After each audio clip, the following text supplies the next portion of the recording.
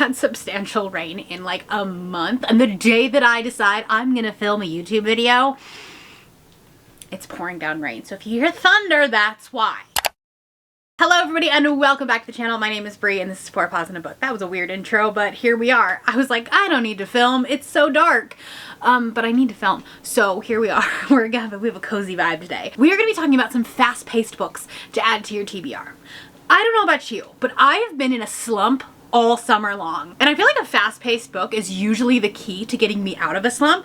So if you too are also in a slump, maybe this will help you. I'm also doing this video because I am one of the council leaders for the Readathon Rebellion. This is a readathon that is happening in September that is hosted by Mel from Melnor Reads. It is a choose your own adventure kind of like board game type of readathon where we are going to be traveling across this board and trying to save our leader. There are 4 different objectives that you have to hit along this board. So even if you're doing the easy mode, you have to hit all 4 of these prompts, and one of those prompts is to read a fast-paced book. Now it says it's open to interpretation, so I am interpreting it my way, and I'm going to give you some recommendations in different genres that I believe were fast-paced, were books that I read really quickly, but more so books I couldn't put down, because that is what's important when you're slumping, is finding a story that immediately grips you, it hooks you into the world, and you want to stay there. I also want to talk about some books that are possibly on my TBR that would fit this. Obviously I haven't read them, so I don't know that that is the case yet, but I feel like they are. So that's what we're going to talk about. So let's start with thrillers. I feel like thrillers are really great for slump busters. They are very fast-paced books because there is a lot of action in it. There is a lot of intrigue, mystery, and the author is taking you along a journey and dropping little clues as you go along so that potentially you're able to guess what is going to happen at the end. And I feel like the 2 authors that are my go-tos for fast-paced reads, for slump busters, whatever, Freida McFadden and John Mars. Let's talk about these 2 books in particular, although most of their backlist is pretty fast-paced. So The Passengers by John Mars, I think this is probably his fastest-paced one. I mean, even the cover screams fast-paced, right? This is about a bunch of electric cars that get hijacked and then is broadcast to the internet. And everyone in the world, everyone that is watching this live stream, gets to vote on which one of these people get to live. And the reason why it's very fast-paced is because it's happening in a dedicated set of time, and you're kind of counting down the minutes and the hours as we go along trying to figure out what's happening. So we know the end point, we're just trying to figure out how we're getting there. And this one really has you on the edge of your seat the entire time. The audiobook is also fantastic for this one. Freida McFadden takes you on a ride, okay? Every single one of her books is so out there. And I say that every single time. I'm like, oh my gosh, she did it again. And this one is no exception to it. This one, up until the very last page, your jaw's on the floor. I finished this book as I was getting off the freeway to go to work one morning. And I have about like 5 minutes between the time that I like exit the freeway and park at my office. And I sat in silence because I was just like, what just happened? Wow, okay, I didn't see that coming. And like, here's the thing, with Freida McFadden, she's so out there that sometimes you have to like guess the absurd, and then sometimes you at least get in the ballpark. Didn't guess that, did not guess that. This one has such a twist ending and it's crazy.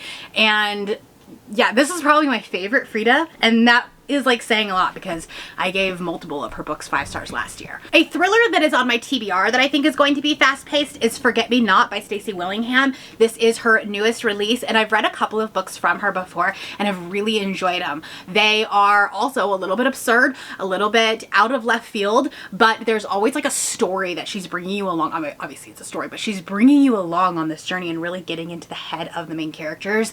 Stacey is a very, very good author for that if you want like a character-based story. So this says 22 years ago, Claire Campbell's older sister Natalie disappeared shortly after her 18th birthday.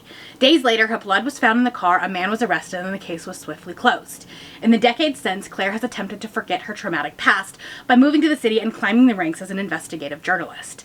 until an unexpected call from her father forces her to come back home and face it all anew. It sounds like it's gonna have a little bit of family drama to it. There is a much longer synopsis on this. I just like to go into my thrillers pretty blind, so I don't want to read any more of it, but very excited about this one. You might see it on my September TBR. Romance is another genre of mine that I like to go to during a slump, and definitely books that are fast-paced. A lot of that is because they are formulaic, and so you kind of can predict what's going to happen, and it's just all about filling in the details. And I need that sometimes. I need something to be like a palate cleanser, be something where I can just enjoy the ride. And it's not so much like a big brain book, which like I can't do when I'm in a reading slump. I can't do big brain books. And sports romance is definitely something that I gravitate towards, especially like in these fall months as we are getting to the start of football season. And so Carla Sorensen has definitely been my recent obsession, specifically this series. This is actually the second generation, but you can read this as a first like introduction to her because this is a complete series.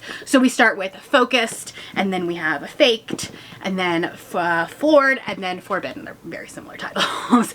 And this is 4 different sisters, and they each have their own romance story. I binged these this summer. I found them during the Amazing Readathon, and very shortly after, read all 4 of them. And I'm not even mad about it, honestly. I still have a couple of books from her, some other new series that I'll definitely be trying to get to, especially as the football season is kicking off in September. Like, we have 2 more weekends before real football.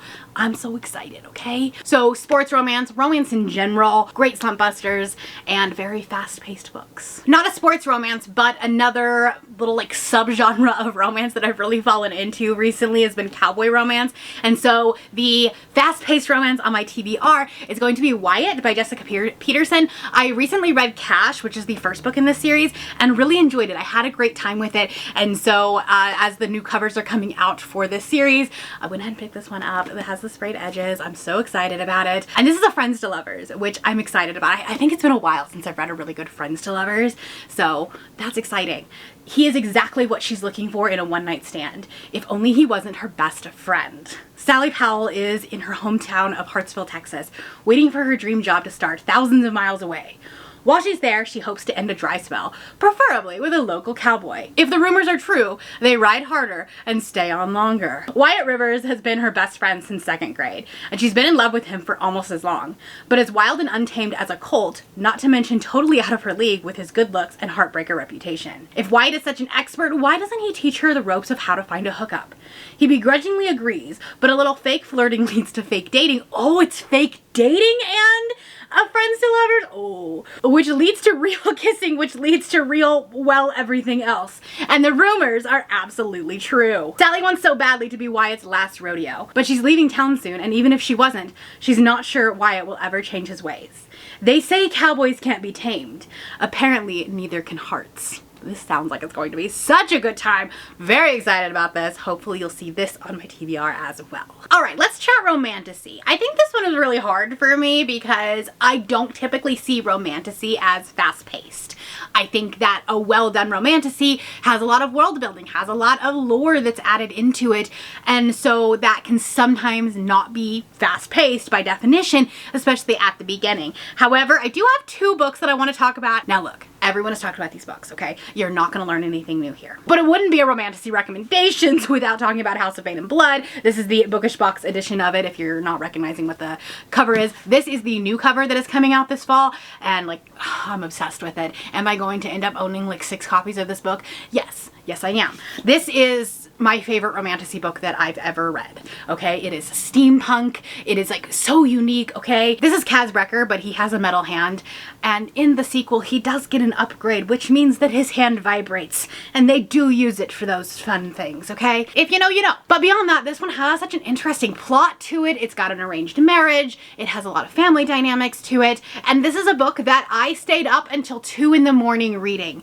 And if you know me, that does not happen very often, okay? I like my sleep. I go to bed early, I'm a grandma. But I stayed up so late reading this book and loved every single minute of it. You already knew that I love this book if you've been on my channel for any length of time, but I had to put it out there. I haven't talked about it in a little while. And then the other one that I think was interesting because it came out of nowhere. It doesn't look like it would be fast-paced because it's chunky, but I read this book very, very quickly, and that's Direbound by Sable Sorensen. This is a book that I just couldn't put down. The world building was really like baked into the story, and the reader is finding it out as the character is finding it out, and I just think that that was done so well, especially for a debut story. So this is kind of like Fourth Wing, very similar to Fourth Wing, but the bonded animal is a dire wolf instead of a dragon.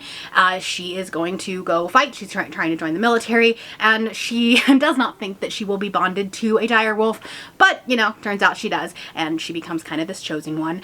And there's a lot of twists and turns and things like that, and yeah, I had such a good time with this one. And like, yeah, she's chunky, okay, she's big, but I read this book so quickly and I just couldn't put it down. I wanted to keep reading it, so that's why I think it's fast-paced. Trying to find a romantasy that I think will be fast-paced, I think, is really difficult, and I'm like looking at my shelves going like, what am I gonna put on my TBR that is a romantasy that's fast-paced?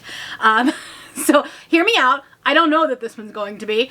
We'll see what happens. Blood of Hercules by Jasmine Moss. I think that this is just going to be a fun time, and I think a lot of times when you have a fun time book, that makes it fast-paced because you're just kind of vibing, and I feel like that's what this is going to be. There are trials in this. There is like a school setting. It's also why choose, and so there's probably going to be a lot of smut in it. I'm struggling to survive in a Titan-infested world where Spartans, immortals from 12 royal families who have godlike powers and obscene wealth, rule over all. A shy, stammering foster child with nothing. I keep my head down, cover my scars, and focus on excelling in school. At least I try to. Then it happens. My blood test reveals that I'm part of a powerful elite. I'm one of them, a Spartan. Forced to attend the Spartan War Academy, I undergo the most harrowing test of all time to see if I have what it takes to be an immortal.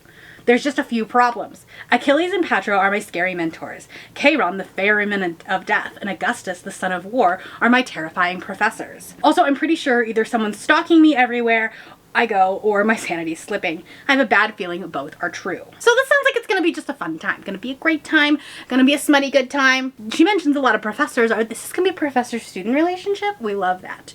Okay, so we'll see if this one gets added to the TBR in September. Okay, let's end with a little bit of horror. We're getting into spooky season, and I feel like fast-paced horror is something that like I tend to gravitate towards. So the one that I have on here is an oldie but a goodie. I have Fantastic Land by Mike Bakoven. This is a Lord of the Flies retelling. However, it's probably the best Lord of the Flies retelling that I've ever read, including the original, honestly. This is about a group of kids slash people that get stuck in an amusement park during a hurricane. They are told that they have enough like safety precautions. They're safer in the amusement park than if they were to try to evacuate. And so they kind of get left there for a little while, and they resort to cannibalism, violence, like gang wars start like popping up from the different, like we have the employees that are part of the Wild West activities, we have the ones from this other part of the park, and so they all start like creating these factions, and it's honestly, it's so wild. It's done in a documentary style format, so they're actually kind of like recapping what had happened, and I don't know, it just felt like you were listening to a documentary. I would highly recommend the audiobook over reading it physically, as the format of it, because it's like documentary style, it's just like someone narrating it. There's not a lot of dialogue or anything like that, but in the audiobook it's done just so well. There's like some sound effects in it, and you really feel like you are there listening to them talk about this horrifying experience. This is a book that I read so quickly. I've read it a couple of times actually, and could not recommend to you enough. And then the book that I have on my TBR, I don't actually own yet, but I'm going to an event next week, which I will get the book for. That's gonna be Lucky Day by Chuck Tingle. His horror books are so good, okay? I absolutely loved Camp Damascus, read it in like a single day, and then Bury Your Gaze I read very quickly as well. They are so engaging, but they also have so much social commentary to it, and this is kind of like an end of the world, almost like it's satirical, right? It's absurd horror in its like truest form, and I think if we're being honest, that might be my brand of horror. So I'm very excited about this book. I don't know a ton about it other than it takes place in Las Vegas. That's all I want to know, okay? I really want to go into this book very blind. I think it's going to be 5 stars. I have no doubt that he's going to knock this out of the park again. And I'm very excited. Also, like, Chuck Tingle is coming to Salt Lake City. I get to meet Chuck Tingle next week. Very excited about that one. All right, let me know. First off, are you in a reading slump this summer, or am I alone? Because I feel like a lot of people have the same feeling, especially this summer, but I don't know, maybe it's because we've just been out more, we just haven't been reading as much. I don't know. But are you in a slump right now? And then also let me know if there's a book that gets you out of a slump. We'll use the comment section as a big recommendations thread. I'm gonna put all of the information down below for the Readathon Rebellion. I'm gonna put the announcement right here for you. And then also another video that YouTube thinks that you're going to like right here. If you're not feeling chatty, do the sword emoji as we are entering the rebellion. That is all I have for you today. If you're new here and you have not yet subscribed, there's a little button that you can do so down below the video. If you'd like to hang out with me more, the links to my Instagram, Goodreads, my threads, and my Patreon are linked down in the description below. Thank you for watching, and I will see you next time. Bye!